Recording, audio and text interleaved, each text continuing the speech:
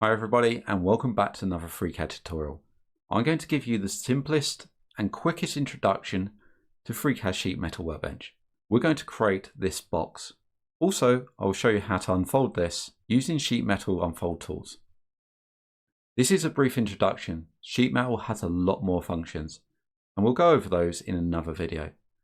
So I hope you're enjoying these videos, and let's have a look how we use the Sheet Metal Workbench. If you like what you see and you want to donate to the channel, then you can do so via Ko-Fi or Ko-Fi at ko-fi.com/MANG0 or via PayPal at paypal.com/paypalme/DarrenBEstone. I also run a Patreon where you can get early access and additional content, and that's at patreon.com/MangoJellySolutions. Links can be found in the channel header, on the About page, or in the descriptions of these videos. The Sheet Metal Workbench is an external workbench that can be installed from the Add-on Manager. Come up to Tools and come down to Add-on Manager. From here we can search for Sheet Metal. The Sheet Metal Workbench can be selected and installed. If you already have it installed, please check for updates and install those as well. Let's click Install. If there's any dependencies, it'll ask you.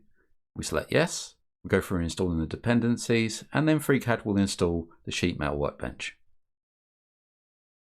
Once successful, we click OK. We see it's installed, and we hit Close. We'll be asked to restart. Let's restart now. FreeCAD loads back up. Let's full screen this, and in the drop down now, we have the Sheet Metal Workbench. So let's go through a quick introduction to the Sheet Metal Workbench. We have it installed. Now it's from the Add-on Manager, and we create a new document. I'm going to come over to the Sheet Metal Workbench, and what we need to do first is create a base shape. Now there's a number of ways of doing that. We can use the part design, but for this demonstration, I'm coming straight into the Sheet Metal Workbench and using the base feature. That's this icon here, Add Base Shape. So we click Add Base Shape, and then we get the base shape types. Now there is already a box in here and a tube, so we can get to our basic shape quite quickly. I'm going to create something like this from scratch. So I'm going to use a flat, a basic rectangle at the moment. So we've got the width, length, and height. Also, we have the thickness. This doesn't have a height, so this is grayed out. The thickness is the thickness of your metal, your cardboard, your paper, whichever pliable material you're using for your project. So I'm going to keep it at 1mm. So we could be making something out of cardboard. The width we'll set to 50. We'll see this grow. And the length we'll set to 70. So we have our base shape. Let's hit OK. So the whole idea of sheet metal is to add bends. With our base shape, we can select the edges.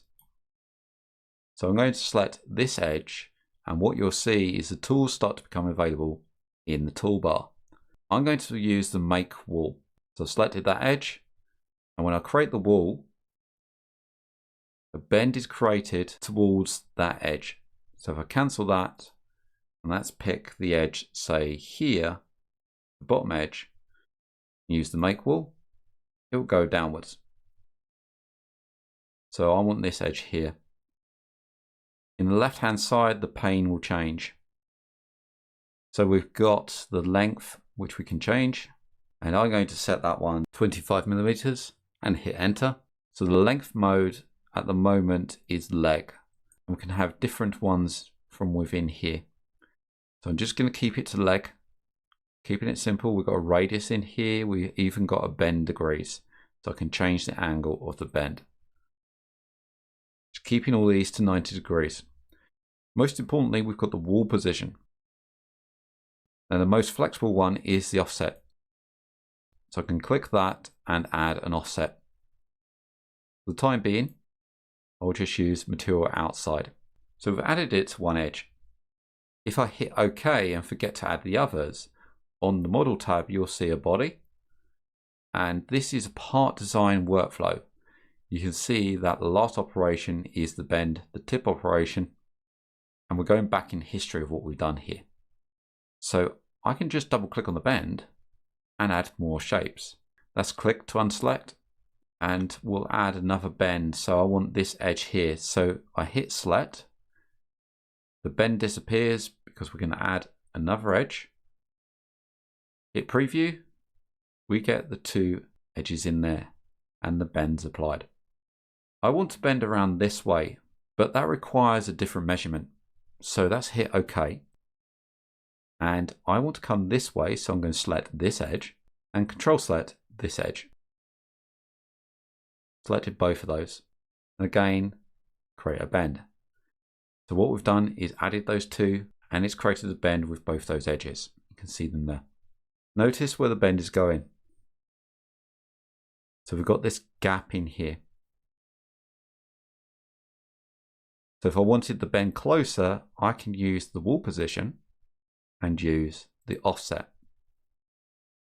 And set the offset to what I want. So I can pull it right in there.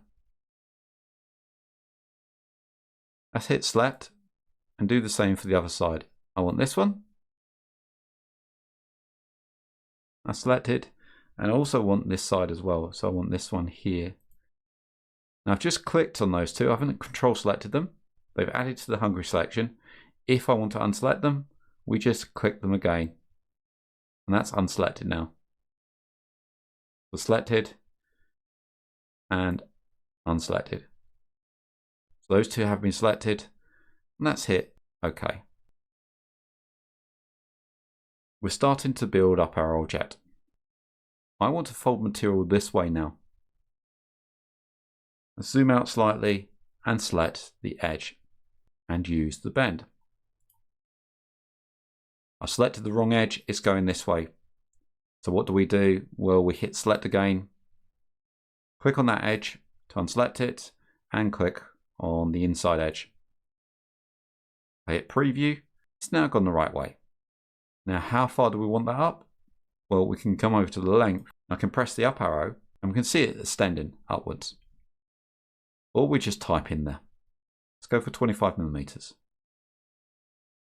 So for metal, this is fine, or if this was glued for something like cardboard, then we may want to think about the design. Let's say we want this bent inwards past this flap here. Again, this is where we can use the offset. We can try changing this to the different bend types, so material outside, which won't be material inside, and that looks like it's absolutely fine. So we've got the material inside there. Sometimes what will happen is that you'll find the material will be in line with this. If that happens, then we have to use the offset. I'm happy with that. I'm going to select another edge. Let's go for this one here and hit preview. Once I'm happy, I can hit OK. And we've got the basis of a simple box. Once you've finished, then you may want to unfold the object. To do that, we just select a face, and the unfold icon on the toolbar will become active. We just click that, and the shape will unfold. If you don't see a sketch, then the unfold sketch generation may be unchecked. So just check that. Also, the sketch may be on the other side, so maybe on here. Just be wary of that. So turn your model around just in case it's on the other side. We have a manual K factor, and this is for how much the material will stretch. Something like cardboard, obviously you're not going to get much stretch in there, but soft metals you are. So we can change the K factor within here. Just come in and hit delete and set the new K factor. Let's set it to 8 and watch what happens to the model. Let's click off, and we notice the K factor has increased the size of the 2D shape. Now we can export out as SVG if we wanted to. If I hit OK, what we'll see in the tree view is the body unfold. Within here, we have the sketch. If I hide the body unfold and come into the unfold sketch, press the spacebar, we see the sketch within. Now you can also use the part design to add features to the sheet metal. So I'm going to come in and delete that sketch and delete the unfold body. And come back to the bend and press the space bar to show it. Because we have a part design body, we make sure it's active, which is in bold, and come over to the part design workbench. Let's look from the top view. Let's say we add some holes in here. So I'm going to select that face and we create a sketch. I'm just going to add one hole to the center, just to demonstrate this. Let's hit close. We can see that in there and we can pocket through there and hit OK. Now when we come back to our model, we see the pocket in here. Let's go back to the sheet metal workbench. So one thing that you'll notice that with part design operations, they create a refine. And with the refine, it gets rid of faces along the same plane. So if we look at the top here, we've got no fold anymore. And though this unfolds, if I cancel that, after a part design operation, and I take, say, this edge, and let's say we create another feature coming out this way, another bend, you can see it breaks down. And this is because of the refinement. Let's cancel that. Let's look at the last pocket. Inside, you'll find the part design refine. If we set this to false, and before I click on the screen, let's bring this around. Watch what happens to this face here. Click to allow it. Now we've got that edge back.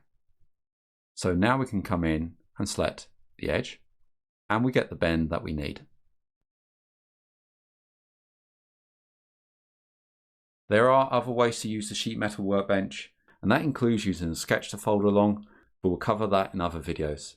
This is just a basic introduction. Hope you enjoyed that video, and I hope to see you in the next one.